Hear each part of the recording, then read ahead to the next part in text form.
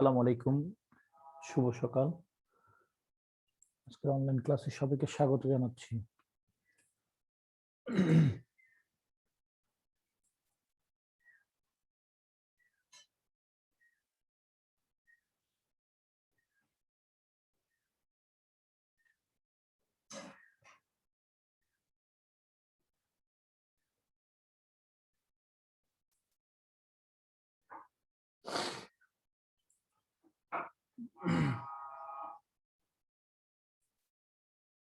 Screen দেখা যাচ্ছে?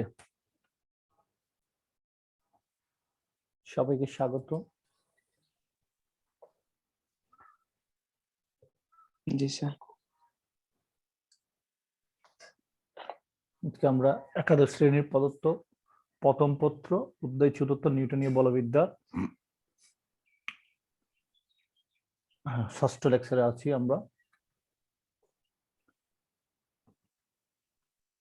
এখানে দেখতে পাচ্ছ, কিছু দেখতে পাচ্ছ এখানে? জি স্যার। কিরকম এটা, কি দেখতে পাচ্ছ?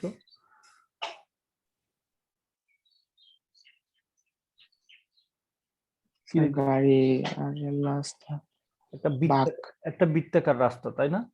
হ্যাঁ জি স্যার। বৃত্তাকার রাস্তা। এই রাস্তা থেকে তুমি যদি গাড়ি চালানোর সময় দেখা যাচ্ছে যে একটা কি, যদি তুমি গাড়িটা যদি একদম সোজা পথ দিয়ে তোমার চলে যাবে, গাড়িটা যদি তুমি যদি একটা বলের অভাবের কারণে দেখা যাবে যে সেটা সোজা পথ দিয়ে চলে যায়, তখন সে বলের যোগান দেওয়ার প্রয়োজন হয়। বলটার যদি অভাব হয় তখন এই রাস্তাতে গাড়ি চালানোর সময়, তুমি যখন সাইকেল চালাবা একটা বৃত্তাকার পথে, তখন তোমার সাইকেলটাতে যদি তুমি একদম স্ট্রেট থাকো এবং সজোরে ব্যাগ দিয়ে যদি আসো, তাহলে তুমি রাস্তা থেকে ছিটকে যাওয়ার একটা সম্ভাবনা থাকে।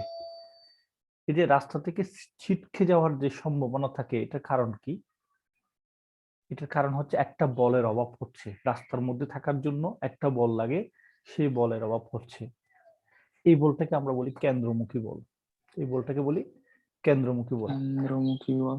আজকে আমাদের টপিকটা হবে কেন্দ্রমুখী বলের উপর। আরো কিছু ছবি দেখি।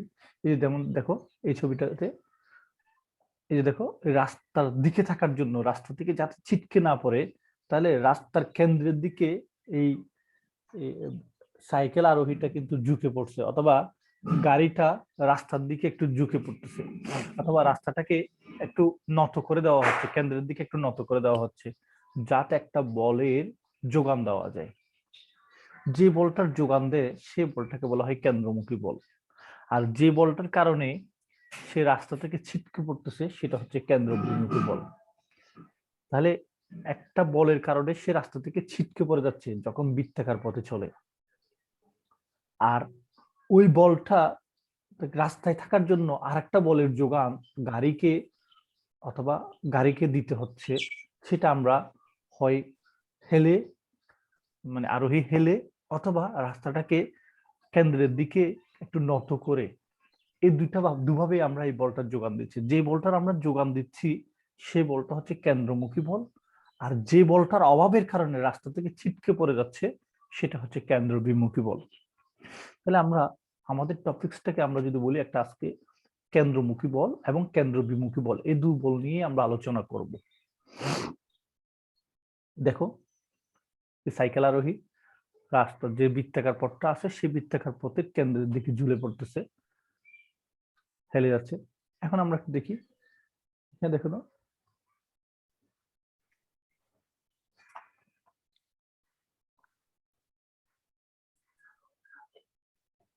এই যে দেখো, এইখানে দেখো, এই যে বৃত্তাকার পথে গাড়িটা চলতেছে, তাই না? দুইটা গাড়ি বৃত্তাকার পথে চলতেছে, ঠিক আছে? এখানে গাড়িটা বৃত্তাকার পথে চলতেছে না? হুম, এই যে একটা বৃত্তাকার পথ কিনা, এটা সবাই কি দেখতে পাচ্ছি? হ্যালো, দেখতে পাচ্ছি না? জি স্যার। এই বৃত্তাকার পথে গাড়িটা যে চলতেছে, এই গাড়িটা যদি চলতে থাকলে দেখা যাচ্ছে গাড়ির এই দিকটা কোন দিকে দেখো তো, রাস্তার কেন্দ্রের দিকে নাকি বাইরের দিকে? একটা বল তৈরি হচ্ছে কিনা দেখো তো। বাইরের দিকে। বাইরের দিকে একটা বল তৈরি হচ্ছে, বাইরের দিকে একটা বল তৈরি হচ্ছে। এই বাইরের দিকে বলের জন্য গাড়িটা রাস্তা থেকে ছিটকে পড়বে নাকি রাস্তায় থাকবে? রাস্তা থেকে ছিটকে পড়বে। ছিটকে পড়বে। এই যে রাস্তা থেকে ছিটকে পড়তেছে, তাহলে এখানে একটা যে বলটা তৈরি হচ্ছে সেটাকে বলা হবে, এটা কেন্দ্রের, রাস্তার কেন্দ্রের দিকে নাকি কেন্দ্রের বাইরের দিকে বলটা? বাইরের দিকে। এটাকে বলা হবে কেন্দ্র বিমুখী বল, এটাকে বলা হবে কেন্দ্র বিমুখী বল। আর এখানে দেখো, এই যে বাইরের দিকে যে বলটার কারণে ছিটকে পড়তেছে, বাইরের দিকে যে বলটার কারণে ছিটকে পড়তেছে, সেটা যাতে ছিটকে না পড়ে সেজন্য কেন্দ্রের দিকে একটা বলের আমরা কি দিচ্ছি, যোগান দিচ্ছি, ঠিক কিনা? এটাকে বলা হবে কেন্দ্রমুখী বল। তোমরা ছোটবেলায় এরকম কোন একটা বল রশির সাথে বেঁধে এইভাবে করে করে ঘুরাইছো মনে হয় অনেকেই, এরকম করে। আমার আমার দিকে একটু লক্ষ্য করো, এরকম করে করে ঘুরাইছো কিলা? ঘুরাইছিলে না? রশিতে বেঁধে যদি দাও, তখন দেখবা যে রশিটা যদি আস্তে করে ছেড়ে দাও, যে আঙ্গুলের সাথে বা হাতের সাথে যেটা রশিটা ঘোরাচ্ছিল সেটা ছেড়ে দিলে বলটা কোন একদিকে ছুটে চলে যাবে। কোন দিকে? অবিলম্ব বরাবর ছুটে চলে যাবে। আর যতক্ষণ পর্যন্ত রশিটা হাতের মধ্যে রাখবা ততক্ষণ পর্যন্ত বলটা বৃত্তাকার পথে ঘুরতে থাকবে, ঠিক কিনা? একটা রশিতে একটা বল বেঁধে যখন তুমি যখন হাতে রশিটা রেখে যখন ঘুরাবা, তখন বলটা বৃত্তাকার পথে ঘুরবে কিনা? এরকম একটা বৃত্তাকার পথে ঘুরবে কিনা? ঘুরবে, স্যার। ঘুরবে। জি স্যার। এখন কোনো কারণে যদি হাত থেকে রশিটা যদি ছেড়ে দাও, তাহলে বলটা কোন একদিকে ছুটে চলে যায় না? স্যার। হ্যাঁ, তাহলে এই যে বৃত্তাকার পথ থেকে সে বিচ্যুত হয়ে যে কোনো একদিকে ছুটে যাওয়া, এটা কেন ছুটে যাচ্ছে? নিশ্চয়ই ওদিকে একটা বলের উৎপন্ন হচ্ছে, নিশ্চয়ই ওদিকে একটা বলের উৎপন্ন হচ্ছে। যে বলটা উৎপন্ন হচ্ছে সেটাকে বলা হবে কেন্দ্র বিমুখী বল, যে বলটা উৎপন্ন হবে সেটাকে বলা হবে কেন্দ্র বিমুখী বল। আর দেখো, যদি তুমি আস্তে আস্তে এরকম ঘুরানোটা বন্ধ করে দাও, ঘুরানোটা যখন বন্ধ করে দিবা, তখন দেখা যাবে আস্তে করে হুট করে বলটা একদম তোমার হাতের সাথে বাড়ি খাবে, তোমার সাথে সাথে ধাক্কা লাগবে, আস্তে আস্তে থেমে যেতে যেতে যেতে যেতে যেতে একসময় তোমার হাতে ধাক্কা লাগবে। তাহলে আস্তে আস্তে আস্তে আস্তে বলটা কোন দিকে আসলো? কেন্দ্রের দিকে চলে আসলো। তাহলে এই কেন্দ্রের দিকে আসলো, তাহলে এই কেন্দ্রের দিকে আসলো কেন? নিশ্চয়ই কেন্দ্রের দিকে একটা বল অনুভব করতেছে। এই কেন্দ্রের দিকে যে বলটা অনুভব করতেছে সেটাকে বলা হবে কেন্দ্রমুখী বল, ঠিক আছে? তাহলে আমাদের টপিকসটা নিয়ে আমরা যখন দেখো, তাহলে কেন্দ্রমুখী বলটা কোন দিকে? কেন্দ্রের দিকে। আর কেন্দ্র বিমুখী বলটা কোন দিকে? কেন্দ্র থেকে দূরে সরে যাবে। ওই যে আমি যখন রশি দিয়ে যখন বলটাকে যখন কুড়াচ্ছিলাম, হাত থেকে যখন রশিটা আমি ছেড়ে দিব, বলটা যে কোনো একদিকে যে ছুটে চলে যায়, সেটা হচ্ছে কেন্দ্র বিমুখী বলের কারণে। আবার রশিটাকে ধরে আমি বলটাকে যখন ঘুরাবো, তখন ঘোরানোর সময় যখন আমি আস্তে আস্তে আস্তে আস্তে ঘোরানোটা বন্ধ করে দিব, তখন বলটা আস্তে আস্তে এক সময় আমার হাতের কাছে চলে আসবে, সেটা হচ্ছে কেন্দ্রমুখী বল। তাহলে আমরা দুটা বলের কথা বললাম, একটা হচ্ছে কেন্দ্রমুখী বল আর একটা হচ্ছে কেন্দ্র বিমুখী বল। পরীক্ষা করে দেখা যাবে কেন্দ্রমুখী বল এবং কেন্দ্র বিমুখী বলের পরিমাণ সমান। আমরা একটু দেখি, একটা আমরা ভিডিও দেখব, এই ভিডিওটা আমরা একটু দেখি।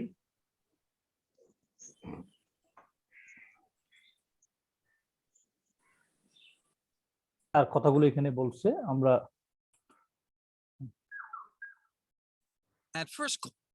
দেখো। আমরা তাহলে আমরা আজকে আমরা যেটা পড়বো, শিকন বল হচ্ছে কেন্দ্রমুখী বল এবং কেন্দ্র বিমুখী বল ব্যাখ্যা করতে পারবো। তারপর হচ্ছে কেন্দ্রমুখী বল এবং কেন্দ্র বিমুখী বলের ব্যবহারিক প্রয়োগ বিশ্লেষণ করতে পারবো। তারপর হচ্ছে আমরা রাস্তার ব্যাংকিং কি তা ব্যাখ্যা করতে পারবো। এই তিনটা বিষয় আমরা আজকে দেখতে পারবো। তাহলে আমি দেখো এখানে একটা, দেখো একটা বস্তু যখন বৃত্তাকার পথে ঘুরে, তখন আমরা দেখতেছি কি কেন্দ্রের দিকে একটা বল অনুভব করবে। হ্যাঁ, কেন্দ্রের দিকে যে বলটা অনুভব করবে সেটাকে বলা হবে কেন্দ্রমুখী বল। আমরা বি সমান কি জানি? দেখো যত বেশি, এখানে দেখো যত বেশি ব্যাসার্ধ বেশি হবে কেন্দ্রমুখী বল তত বেশি হবে, দূরত্ব যত বেশি হবে কেন্দ্রমুখী বলও বেশি হবে। আমরা এই যে এখানে B is equal two 2π/r জানি, তাহলে এই বস্তু দেখো, এই যে তিনটা বস্তুটা বৃত্তাকার পথে ঘুরতেছে, তাহলে এরা কি করবে? কেন্দ্রের দিকে একটা বল অনুভব করবে, সে বলটাকে আমরা বলবো কেন্দ্রমুখী বল। তাহলে দেখো আমরা এখানে একটু দেখাচ্ছি, এই যে দেখো বস্তুটা ঘুরতেছে, বৃত্তাকার পথে ঘুরতেছে না?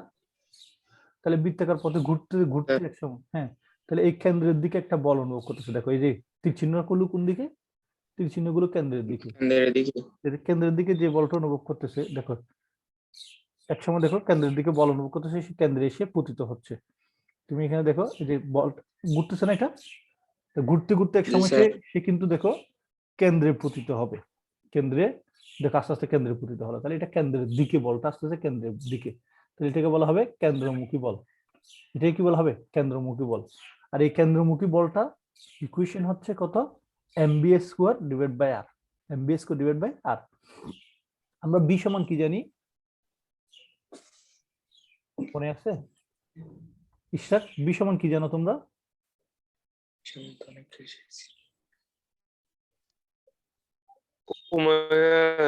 ওমেগা। তাহলে এখন বি স্কয়ারের মানটা এখানে বসাই দাও তো, তাহলে এফসি ইজ ইকুয়াল টু কি হয়ে যায়? আমরা কেন্দ্রমুখী বল সমান কি পেয়েছি? এখন বি, এখানে বি স্কয়ার না, B square is equal to তাহলে কি হয়ে যাবে? Omega square R square divide by কি, নিচে আর না? তাহলে আরেকটা ইকুয়েশন তৈরি হয়ে গেল, ওমেগা স্কয়ার আর ভালো করে বলো, ভালো করে দেখে বলো। আর তাহলে কেন্দ্রমুখী বলের কয়টা ইকুয়েশন পেয়ে গেলাম আমরা? একটা হচ্ছে FC is equal to MB square divide by R, অথবা এম ওমেগা স্কয়ার আর, যেখানে ওমেগা সমান আমরা কি জানি? ওমেগা সমান কি জানি? 2 pi f 2 pi m divided by t 2 pi তাহলে আমরা divided by t. তাহলে আমরা কেন্দ্রমুখী বল, কেন্দ্রমুখী বলটা কি বুঝতে পারতেছি? এটার ইকুয়েশন কি বুঝতে পারছি? ইকুয়েশন গুলো আমাদের মুখস্থ রাখতে হবে। তাহলে আমরা এই একটা ইকুয়েশন পেয়েছি কি, এফসি সমান অর্থাৎ কেন্দ্রমুখী বল সমান আমরা একটা ইকুয়েশন কি পেয়েছি বলো, কি পেয়েছি বলো? mb স্কয়ার ডিভাইড হ্যাঁ, বি স্কয়ার ডিভাইড বাই আর। আরেকটা পেয়েছি এম ওমেগা স্কয়ার আর। তাহলে আমরা এখন বলতে পারি কি, বৃত্তাকার পথে ঘূর্ণনরত কোনো বস্তুর উপর যে বল ব্যাসার্ধ বরাবর কেন্দ্রের দিকে কাজ করে বা ক্রিয়া করে, হ্যাঁ, বস্তুকে বৃত্তাকার পথে চলতে বাধ্য করে। এটা দেখো কেন্দ্রমুখী বলের কারণে বস্তু বৃত্তাকার পথে চলতে বাধ্য করবে। এই কেন্দ্রমুখী বলের কারণে বস্তুটা বৃত্তাকার পথে চলে। একটা দেখো বৃত্তাকার পথে যখন গাড়ি চলে, তখন বৃত্তাকার পথে থাকতে বৃত্তাকার পথ থেকে ছিটকে না যাওয়ার জন্য, যাতে ছিটকে যেতে না পারে, অর্থাৎ বৃত্তাকার পথে যাতে থাকে, সে বাধ্য করানোর জন্য যে বলটা প্রয়োজন হয়, সেই বলটার নাম কি তাহলে? কেন্দ্রমুখী বল। কেন্দ্রমুখী বল। আর এই কেন্দ্রমুখী বলের অভাব ফলে সেই বৃত্তাকার পথ থেকে ছিটকে যাবে, ছিটকে গিয়ে কোন দিকে যাবে? অবিলম্ব বরাবর চলে যাবে। তাহলে অবিলম্ব বরাবর যদি চলে যায়, এই রাস্তা দেখো, এই বৃত্তাকার পথের অবিলম্ব হবে এইদিকে বরাবর, এইদিকে এই বৃত্তাকার পথের অবিলম্ব যে জায়গায় যাবে সেখানে লম্ব যেটা টানবে সেটা হচ্ছে অবিলম্ব। তাহলে অবিলম্ব বরাবর, যেমন এখানে অবিলম্ব, অবিলম্ব বরাবর চলে গেলে সেই বৃত্তাকার পথ থেকে কি হয়ে যাবে? ছিটকে যাবে। আর এই বৃত্তাকার পথে ছিটকে যায় কি, কোন বলের কারণে? কেন্দ্রবিমুখী বলের কারণে। কেন্দ্রবিমুখী বলের কারণে। তাহলে আমরা এইগুলো বুঝতে পারলাম। তাহলে কেন্দ্রমুখী বল, কেন্দ্রমুখী বলের সমীকরণ কি আমরা বুঝতে পারছি। এবার দেখো এই কেন্দ্রমুখী বলের সমীকরণ তাহলে আমরা কি পেলাম? mb স্কয়ার ডিভাইড বাই আর বা m ওমেগা স্কয়ার আর। কেমন? এটা হচ্ছে কেন্দ্রমুখী বলের সমীকরণ, খুবই ইম্পর্টেন্ট, এটা সবাই মুখস্থ রাখো। আর এটাকে বলা হয় কেন্দ্রমুখী ত্বরণ। এটুকু হচ্ছে কেন্দ্রমুখী ত্বরণ। এটাকে কি বলা হবে? এটাকে কি বলা হবে? কেন্দ্রমুখী ত্বরণ। কেন্দ্রমুখী ত্বরণ into F is equal to কি, এম ইনটু এ না? তাহলে যেহেতু কেন্দ্রমুখী বল, তাহলে কি হবে? কেন্দ্রমুখী ত্বরণ হবে। হ্যাঁ, তাহলে এটা আমরা মনে রাখবো সবাই, কেন্দ্রমুখী ত্বরণের সমীকরণও মনে রাখবো। এবার দেখো এখানে কি হচ্ছে, দেখো তো এই চিত্রটা একটু দেখো তো সবাই। দেখো বস্তুটা কোন দিকে থাকতেছে, বস্তুর ডিরেকশনটা দেখো সবসময় বৃত্তের বাইরের দিকে। দেখো ডিরেকশনটা কোন দিকে? বাইরের দিকে। বাইরের দিকে। তার মানে এটা বৃত্তাকার পথ থেকে কি হতে যাচ্ছে? ছিটকে যেতে চাচ্ছে বৃত্তাকার পথ থেকে। তাহলে একটা বল উৎপন্ন হচ্ছে, যে বলটার কারণে সে এই বস্তুটা অলওয়েজ বৃত্তাকার পথ থেকে ছিটকে যেতে চাচ্ছে। এই যে যে বলটার কারণে অলওয়েজ বৃত্তাকার পথ থেকে ছিটকে যেতে চায়, অর্থাৎ বৃত্তের ব্যাসার্ধের বিপরীতে কেন্দ্রের বিপরীতে একটা বলের উৎপন্ন হচ্ছে, সেই বলটাকে আমরা কেন্দ্রমুখী বল, কেন্দ্র বিমুখী বল বলবো। কেন্দ্র বিমুখী বল এবং কেন্দ্রমুখী বল দুইটাই কিন্তু সমান, মানে সমান, কিন্তু দিকটা কি? বিপরীত। বিপরীত। ওকে, তাহলে আমরা একটু দেখি এখন কেন্দ্র বিমুখী বলের একটু দেখি। এই যে দেখো, এই বস্তুটা দেখো বৃত্তাকার পথে ঘুরতেছে, বৃত্তাকার পথে ঘুরতেছে। এখন তার দিকটা কোন দিকে দেখো তো, বৃত্তাকার পথে যে একটা দিকটা কোন দিকে? কেন্দ্রের দিকে নাকি কেন্দ্রের বাইরের দিকে? বাইরের দিকে। বাইরের দিকে। এই যে বাইরের দিকে যখন থাকে, যখন একটা এই যে এখন কেন্দ্রের বাইরের দিকে বলটা, তাহলে কেন্দ্রের বাইরের দিকে বলটা, তাহলে এটাকে কি বলবো আমরা? কেন্দ্র বিমুখী বল। আমরা আগেই বলেছি কেন্দ্রমুখী বল এবং কেন্দ্র বিমুখী বল দুটাই সমান, দুটার মানে সমান, শুধুমাত্র দিকটা কি বিপরীত। একটা বলের কারণে বস্তুটাকে বৃত্তাকার পথে থাকতে বাধ্য করে, আর একটা বলের কারণে বস্তুটা বৃত্তাকার পথ থেকে ছিটকে যায়। তাহলে আমি কেন্দ্রমুখী এবং কেন্দ্র বিমুখী বল কখন পাবো? যখন কোনো বস্তু বৃত্তাকার পথে ঘুরতে থাকে, কোনো বস্তু বৃত্তাকার পথে ঘুরতে থাকে, তখন যে বলটার কারণে বস্তুটা বৃত্তাকার পথে চলতে বাধ্য হয়, সেই বলটাকে আমরা বলবো কেন্দ্রমুখী বল। আর যে বলটার কারণে বস্তুটা বৃত্তাকার পথ হতে ছুটে যায় বা ছিটকে পড়ে, সেই বলটার বলবো আমরা কেন্দ্র বিমুখী বল। এই কেন্দ্রমুখী বল এবং কেন্দ্র বিমুখী বল দুটাই কিন্তু সমান, দুটাই সমান, তবে একটা আরেকটার বিপরীত। ওকে, তাহলে হ্যাঁ, বৃত্তাকার পথে ঘূর্ণনরত কোনো বস্তুর উপর যে বল ব্যাসার্ধ বরাবর কেন্দ্রের বিপরীত দিকে কাজ করে বা ক্রিয়া করে বস্তুকে বৃত্তাকার পথ হতে বিচ্যুত করতে চায়, তাকে কেন্দ্র বিমুখী বল বলে। বুঝতে পারছি আমরা? Ishraq, Yes, sir. তাহলে কেন্দ্রমুখী বল এবং কেন্দ্র বিমুখী বল কি সমান নাকি? হ্যাঁ স্যার সমান। সাকিব, কেন্দ্র বিমুখী বল সমান কেন্দ্রমুখী বলে? জি স্যার। তবে দিকটা কি? জি স্যার। দিকটা কি? Oh, no, বিপরীত। বিপরীত। এটা আমরা- বিপরীত। এবং মানটা কত? কেউ কে বলতে পারবে? এই পূজন বলো তো, কেন্দ্রমুখী বলের সমীকরণ কি হবে?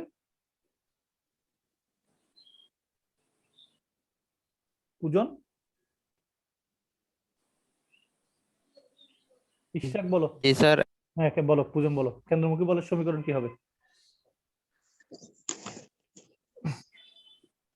কেন্দ্রমুখী বলের দেওয়াই আছে, বলো। এমবিএস ডিভাইড বাই আর। এখানে বি বলতে বোঝানো হচ্ছে বৃত্তাকার বস্তুর ব্যাগ, আর বলতে বোঝানো হচ্ছে বৃত্তাকার পথের ব্যাসার্ধ, এম বলতে বোঝানো হচ্ছে বস্তুটার বর। ওকে, এই যে কেন্দ্র বিমুখী বল আমরা এখন দেখতেছি কেন্দ্র বিমুখী বলের। হ্যাঁ, তাহলে কি হচ্ছে কেন্দ্র বিমুখী বল?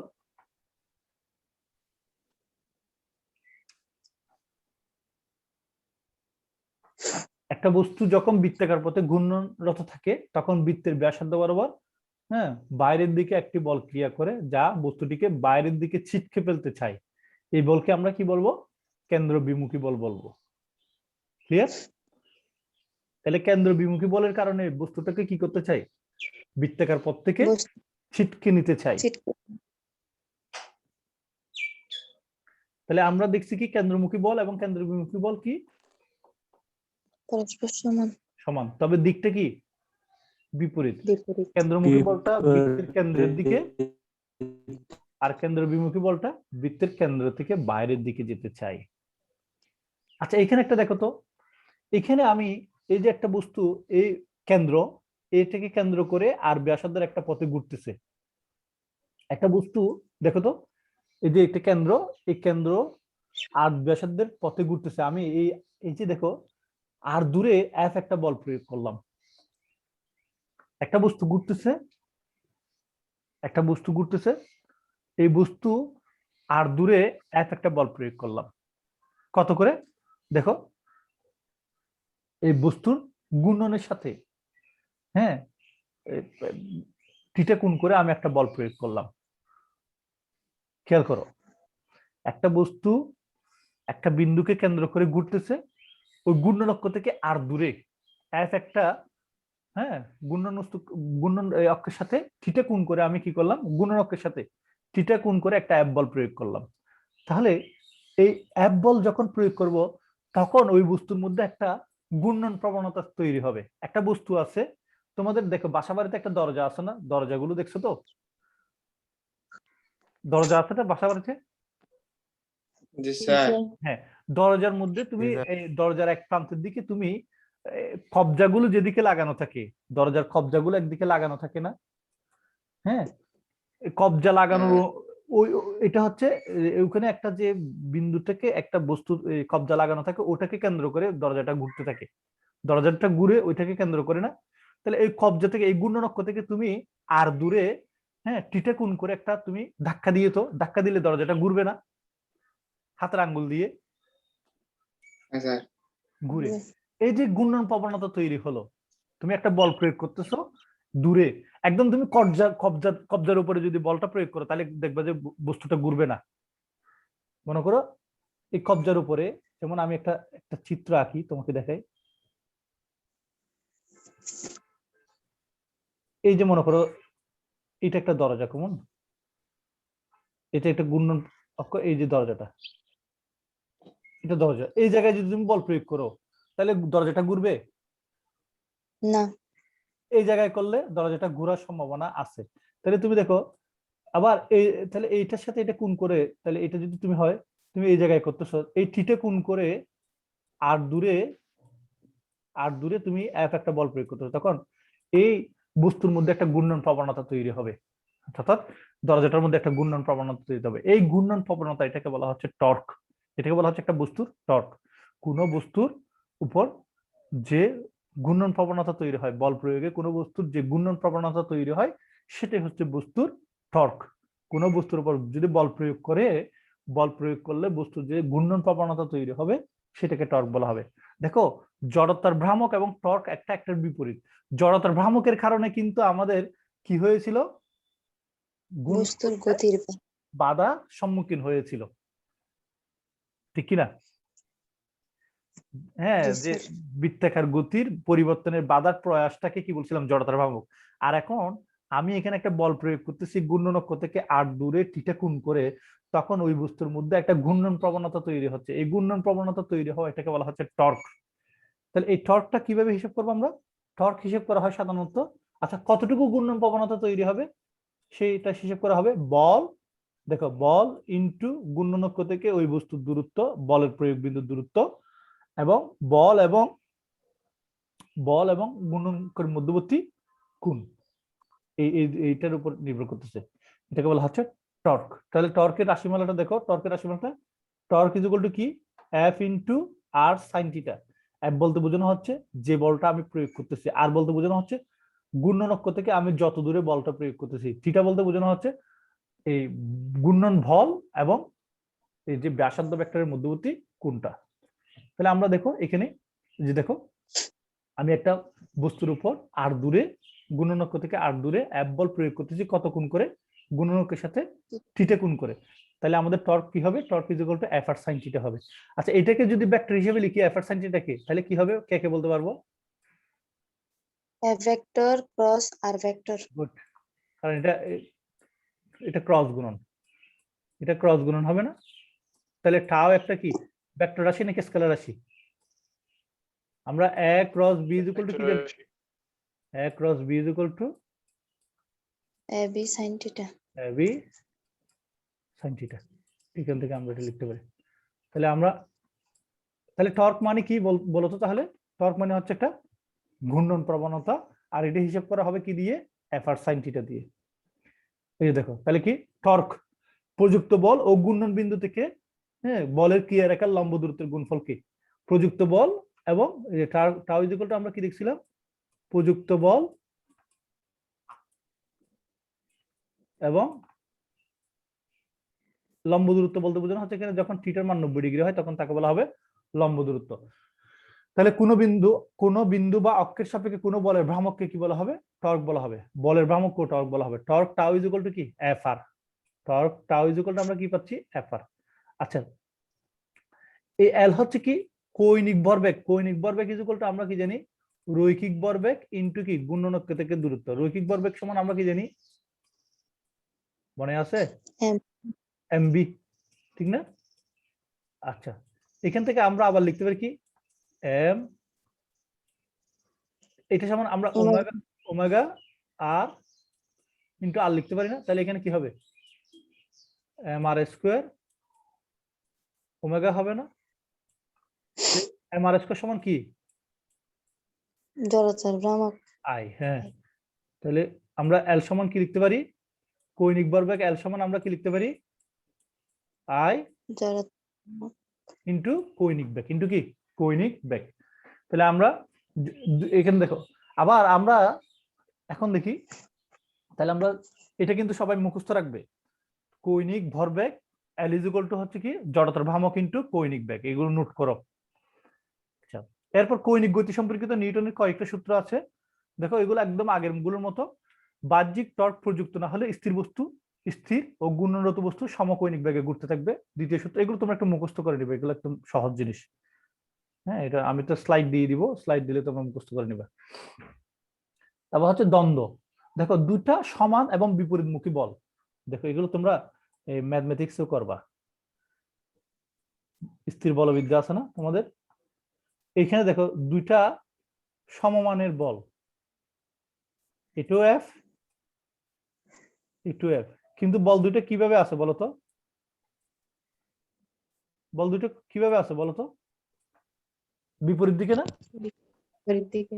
হ্যাঁ, এখন দেখো একই বিন্দুতে একটি বস্তুর উপর, দেখো একটা বস্তুর উপর এই যে 12 দৈর্ঘ্যের একটা বস্তুর উপর, হ্যাঁ একটা হচ্ছে এফ মানের আর একটা এফ মানের, তবে দুইটা বিপরীত দিকে ক্রিয়ারত থাকলে এই দুইটা বলকে বলা হবে বলের দ্বন্দ্ব। এটাকে কি বলা হবে? যুগল বল। এটাকে কি বলা হবে?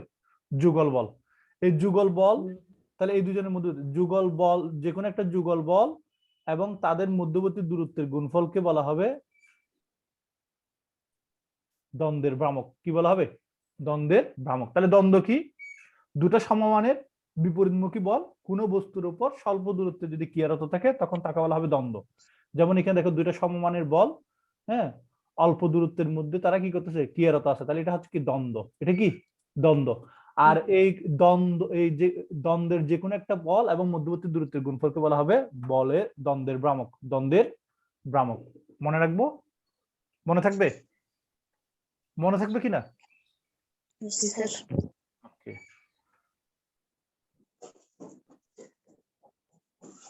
এই যে দ্বন্দ্বের ভ্রামক, এই যে দেখো দ্বন্দ্ব কোন একটা বস্তু দুটি ভিন্ন বন্ধুতে দুটি সমান ও সমান্তরাল বিপরীতমুখী বল ক্রিয়া করলে উক্ত বলদ্বয়কে হ্যাঁ দ্বন্দ্ব বা যুগল বা জোড় বল বলে।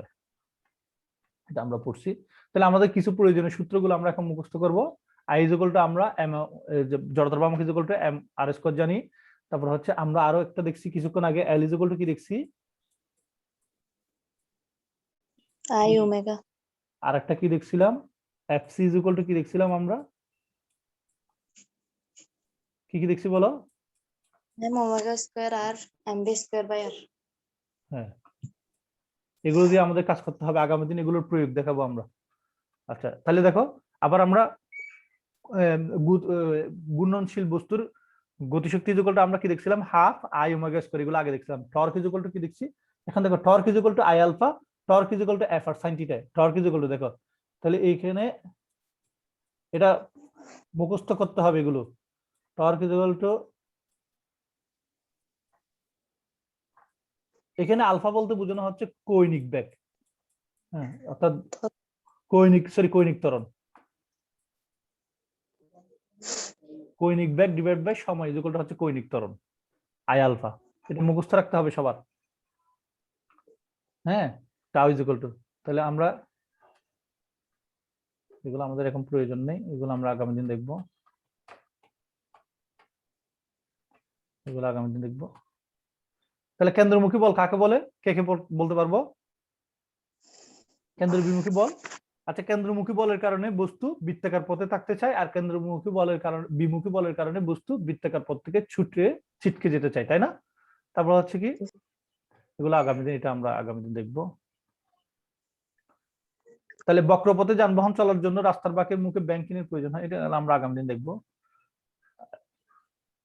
দেখো এখানে টর্কের একক কি হবে? টর্ক ইজ ইকুয়াল টু আমরা কি জানি?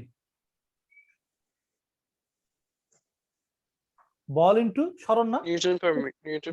নিউটন মিটার হবে, এটা পার মিটার না, নিউটন মিটার হবে, কারণ আমরা টর্ক ইজ ইকুয়াল টু কি দেখছিলাম? এফ আর না? তাহলে এফ আর। আচ্ছা, এটা এটা আমরা এখন পারবো না, এটা আগামী দিন ক্লাস করলে পারবো। হ্যাঁ, এগুলো আগামী দিন ক্লাস করলে পারবো। এগুলো আগামী দিনের ক্লাস। আগামী দিন আমরা